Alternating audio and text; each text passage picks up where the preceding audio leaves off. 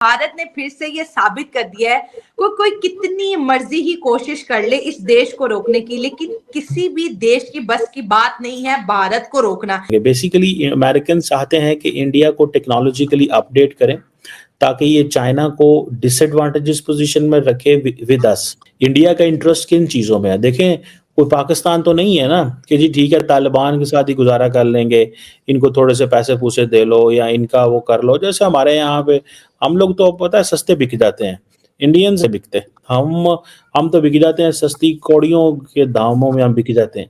पाकिस्तानी होते हुए ये कहा कि कोई दुनिया में भारत को नहीं रोक सकता।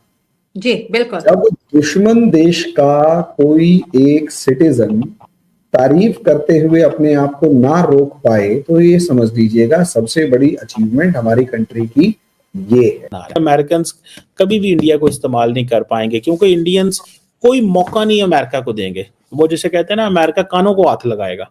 तो हमें क्या मिला? मदरसे। और इंडिया को क्या मिला?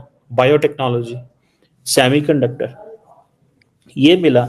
उस चीज में देखिए कि हमारी जो डिप्लोमेटिक जो डोमिनेंस है ऑल ओवर द वर्ल्ड वो कितना बड़ा है, लोगों के ऊपर कितना इंप्रेशन क्रिएट हुआ है कि इंडिया के सामने तुम कुछ बोलोगे या इंडिया से पंगे लोगे तो हो सकता है इंडिया जो रिटेलिएटरी एक्शन करे वो कितना खतरनाक होगा और वो तुम्हें कितना पेनफुल होगा।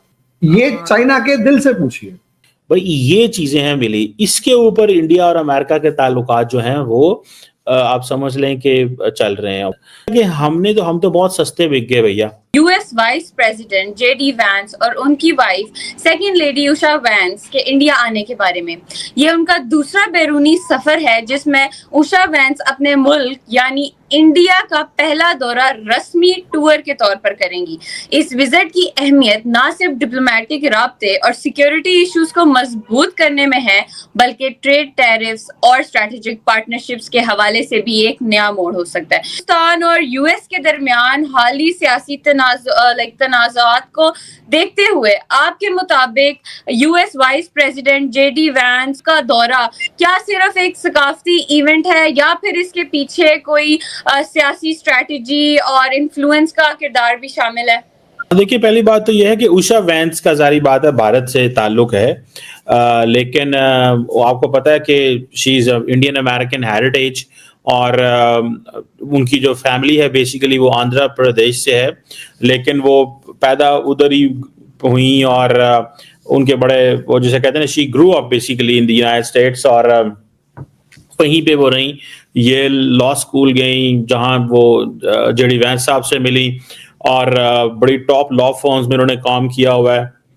सो वो उनका जारी बात है एक इंडिया का कनेक्शन जरूर मौजूद है और बहुत सारे इंडियंस ये समझते हैं कि वो बेसिकली अपने घर ही आ रही हैं। So this is one thing to understand, but looking ये जो जेडी वैंस का इंडिया का ट्रिप है, देखें ये एक इम्पॉर्टेंट चीज है। अमेरिका के जो स्ट्रेटेजिक कैलकुलस के अंदर जो जो वैल्यू भारत की है वो मेरा ख्याल है कि किसी और की नहीं है। और जिसे वो कहते हैं ना, फ्रांस और जर्मनी, आई थिंक वो लास्ट महीने गए थे और वहां पे भी जो गए तो एक तूफान जो है वो बर्पा हो गया था।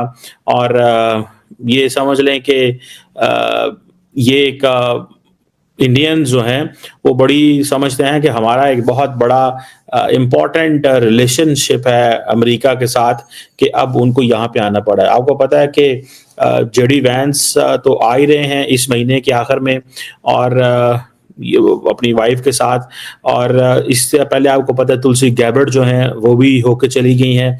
उनके नरेंद्र मोदी साहब से बहुत अच्छे ताल्लुकात हैं और सुनने में ये भी आ रहा है कि national security adviser Mike Waltz जो हैं उनका भी दौरा है। लेकिन ये जो चीज़ है जेडी वैंस का इंडिया आना, ये एक इम्पॉर्टेंट डेवलपमेंट है। इसको बहुत हाईएस्ट वैल्यू दी जा रही है। इंडिया को बाइडेन एडमिनिस्ट्रेशन में कॉम्प्रिहेंसिव ग्लोबल स्ट्रेटेजिक पार्टनरशिप का ओहदा दे दिया गया था। ठीक है जी, कि ये हमारे कॉम्प्रिहेंसिव ग्लोबल, ठीक है जी। वो जो मुझे याद है 21 सितंबर 2024 को जो एक व्हाइट हाउस की प्रेस रिलीज जो जारी हुई उसमें कहा गया था कि अमेरिका और जो इंडिया है वो उनके ताल्लुकात और उनके रिलेशंस और इनके इंटरेस्ट जो हैं वो ग्लोबल हैं अब, वो बायलैटरल से निकल चुके हैं। सो यहाँ से आप अंदाजा लगा लें कि ये ग्लोबल है। असल में इंडिया और अमेरिका की जो पार्टनरशिप है, जो इंडियंस चाहते हैं, that shall be on technology partnership. और इस हवाले से बड़ा मोदी और बाइडेन जो है वो काफ़ी काम करके चले गए हुए हैं, जिसमें फॉर एग्जांपल जो फोकस है वो advance sensing, communication, power electronics है, ठीक है जी, नेक्स्ट जनरेशन टेलीकम्युनिकेशन है, ग्रीन एनर्जी एप्लीकेशन, इन एरियाज के ऊपर इंडियंस काम करना चाहते हैं। और इंडिया जो है वो चाहता है कि जितनी भी अपने वो एक जो सेमीकंडक्टर इंडस्ट्री है उसको वो मेन स्ट्रीम करना चाहता है। अमेरिकन्स कहते हैं कि हमें सेमीकंडक्टर चाहिए। इंडिया को जो ये अमेरिकन्स कहते हैं कि resilient, secure and sustainable semiconductor supply chain चाहिए, तो वो इसी चीज़ में है कि भाई इंडिया को भी इस चीज़ में मिलाएं। जहाँ जहाँ इंडिया को ये सेमीकंडक्टर जो है वो इसकी मैन्युफैक्चरिंग में सपोर्ट चाहिए, हम इनको दें, ये हमें दें, और हम मिलके बेसिकली चाइना को डिसएडवांटेजेस पोजीशन में रखें। बेसिकली अमेरिकन चाहते हैं कि इंडिया को टेक्नोलॉजिकली अपडेट करें ताकि ये चाइना को डिसएडवांटेजेस पोजीशन में रखे with us. That is the only reason they can win the trust of India.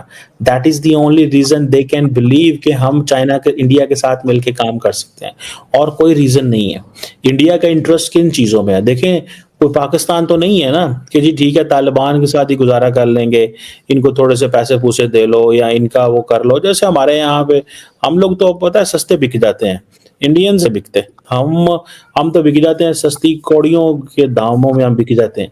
Indians बड़े महंगे हैं। इंडिया का क्या कहता है? इंडिया अपना फ्यूचर बना रहा है। अमेरिकन कभी भी इंडिया को इस्तेमाल नहीं कर पाएंगे क्योंकि इंडियंस कोई मौका नहीं अमेरिका को देंगे। वो जैसे कहते हैं ना, अमेरिका कानों को हाथ लगाएगा। तो हमें क्या मिला? मदरसे। और इंडिया को क्या मिला?